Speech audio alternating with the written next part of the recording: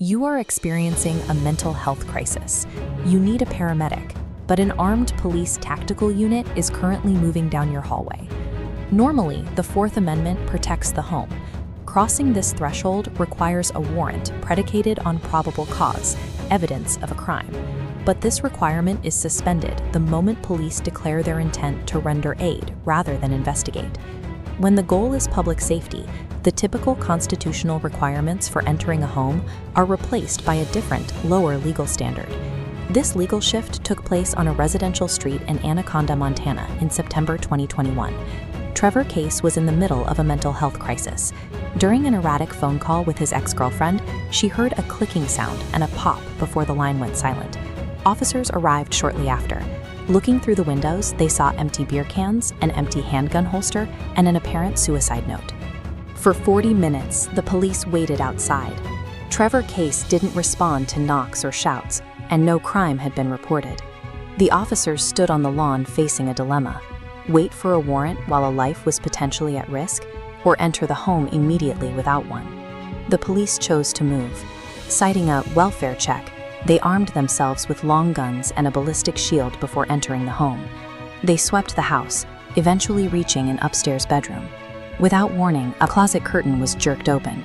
Trevor emerged from the closet holding an object. Fearing it was a weapon, an officer fired a single shot into Trevor's abdomen. Trevor survived, but the encounter ended with a felony arrest. He was charged with assaulting a peace officer for causing reasonable apprehension of injury during the police entry. The shooting transformed a rescue mission into a criminal prosecution. This outcome forced Trevor's defense to challenge the legality of the entire warrantless entry. Trevor's lawyers argued the Fourth Amendment had been violated.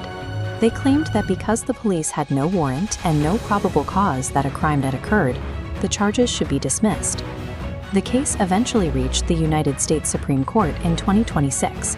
At issue was the emergency aid exception, a doctrine that allows police to bypass the warrant requirement when they believe someone is in immediate danger. Justice Elena Kagan delivered a unanimous ruling. The court held that for public safety emergencies, police do not need probable cause. The court reasoned that probable cause is a concept for criminal investigations. For public safety responsibilities, the court ruled that police only need an objectively reasonable basis for their actions.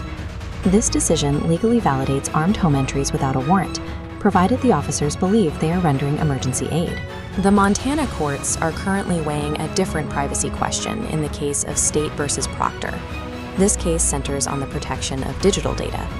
In Proctor, the ACLU is arguing that even in severe criminal cases, like child abuse investigations, police should not be allowed to search a smartphone without a highly specific warrant.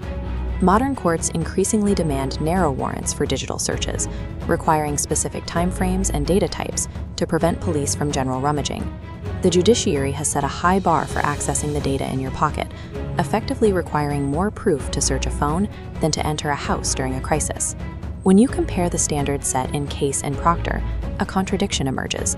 Under current law, the digital records on your cell phone are afforded more legal protection than your physical presence inside your own home.